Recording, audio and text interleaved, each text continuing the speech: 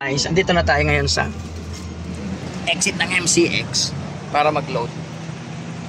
Doon banda, doon ay may MCX na.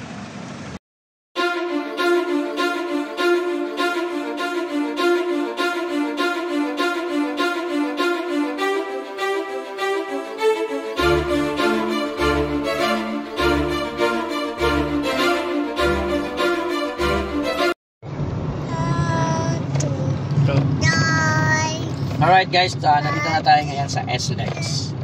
At ayun si Nico. Maluwag pa yan ngayon, mamaya hindi na yan maluwag. Ayan po si Nick, naka-green. Okay yan, nandito na tayo sa SLEX. Sa bandang, saan ba ito banda? Basta nandito na tayo. Mamaya, gabi, baka makarating na tayo sa Colby. Tapos, kailangan natin makapunta sa Mayon. Alright, let's see, go!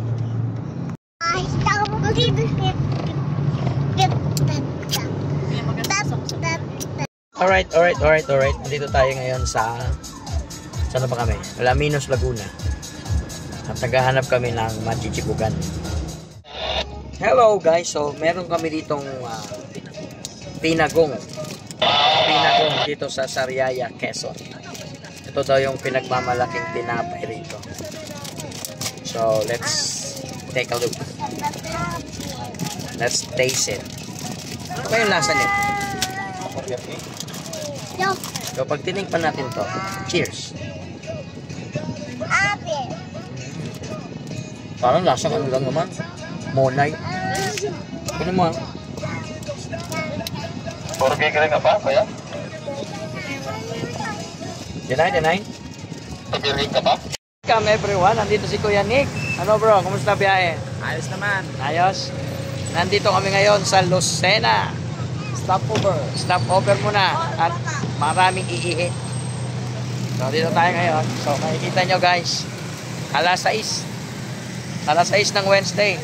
Ang kalagayan dito sa Lucena, mga kaibigan, ay medyo matraffic. Hindi naman. O, nakita nyo naman yata, di ba? Hindi naman yan matraffic.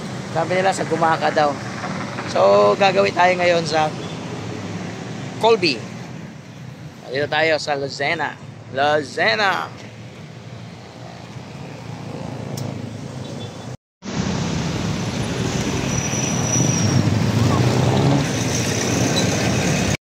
Guys, andito na tayo ngayon sa stopover dito po sa may Ate Monan. Nakita niyo yan?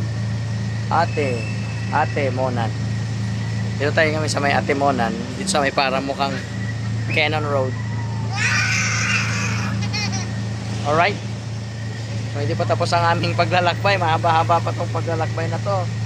Dito pa rin sa Quezon Province. Ayos.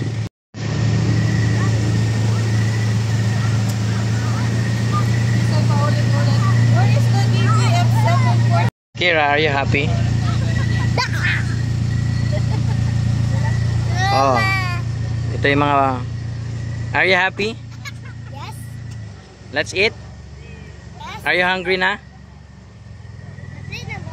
Are you hungry na? Alright, let's eat. Sabi ng mga daw.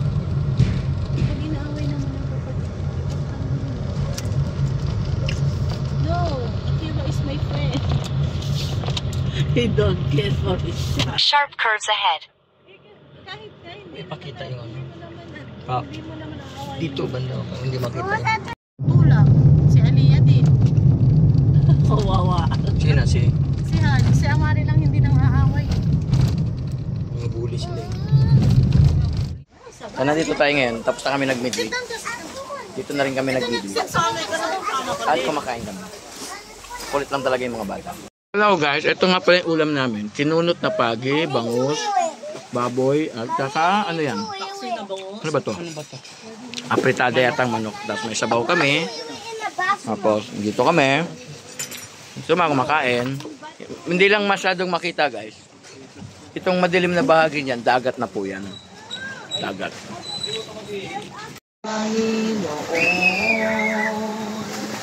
Tunay na ika'y walang katulad. Tunay na ika'y di nagbabalik.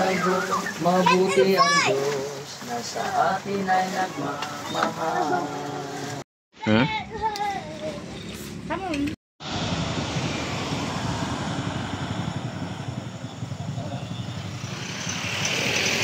Kakain ka? Parang busog pa naman no? Tulog na ba yung mga ano? Sigsag ko nahihilo ko. Nahilo ka? Saan ang sigsag doon? Nahihilo ko sa... Nandito na tayo ngayon, Brad, sa boundary ng Bicol at Quezon.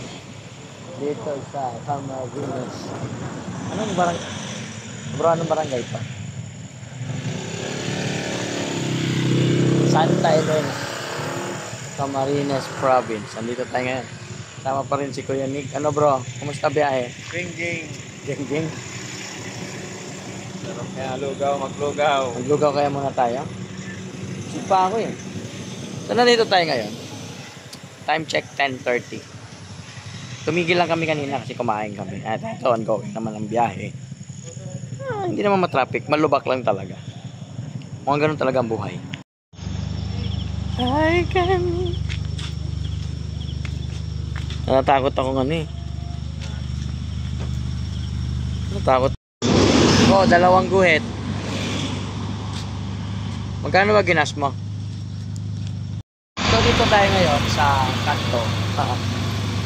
Pahinga muna. Nakakahilo yung yung mga lubak-lubak. Ito yung ating malupit na driver.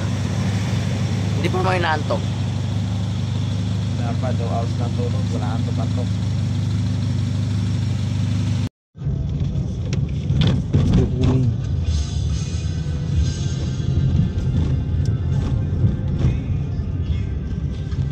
Ganito kalala ang mga lubak dito, guys. Matinding maigi.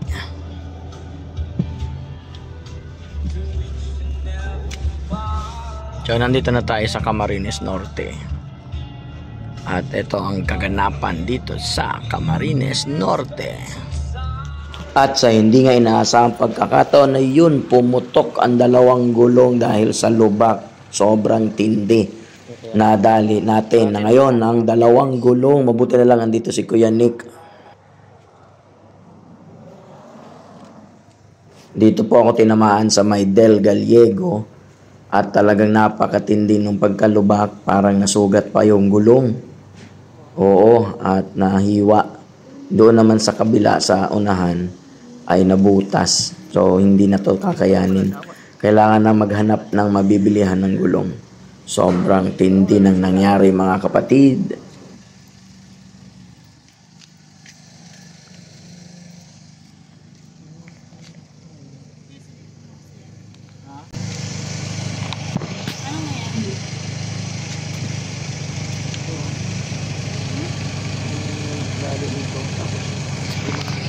Tubeless siya. So guys, dito kami ni Mau. Kita ka ba, Mau? Sa tabi ng kalsada.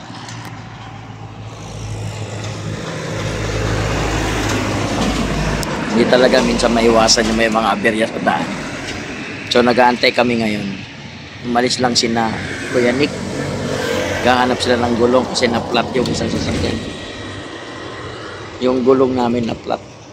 So, tay lang natin sila. Hindi lang na-flat.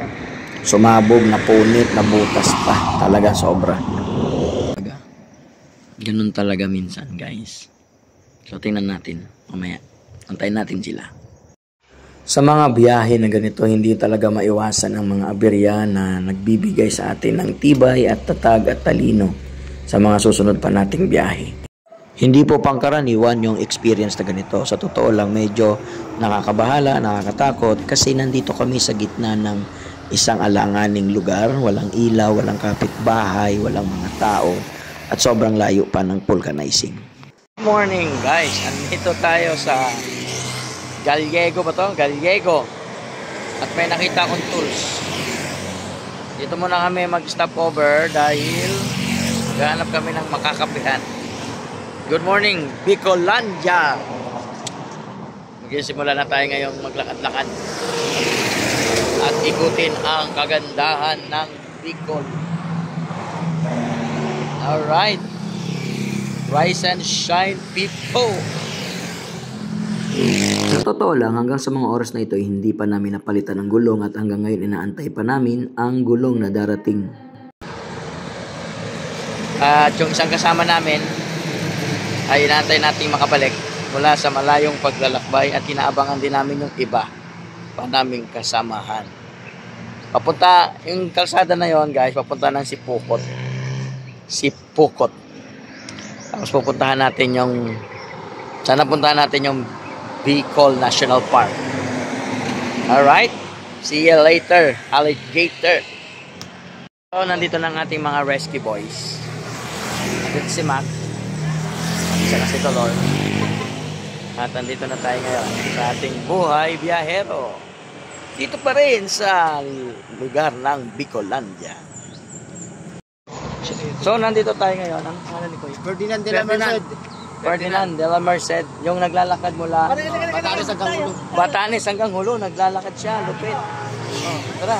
At nakita nga namin na naglalakad dito si Kuya Fernan at kami nagpa-picture sa kanya. Siya daw ay isang Guinness Book Record at may advocacy na pinaglalaban. Alright. So, congratulations Kuya at sana ay matapos mo ang iyong ginagawa. Oh, Guinness Book of Record. Ang lupit guys.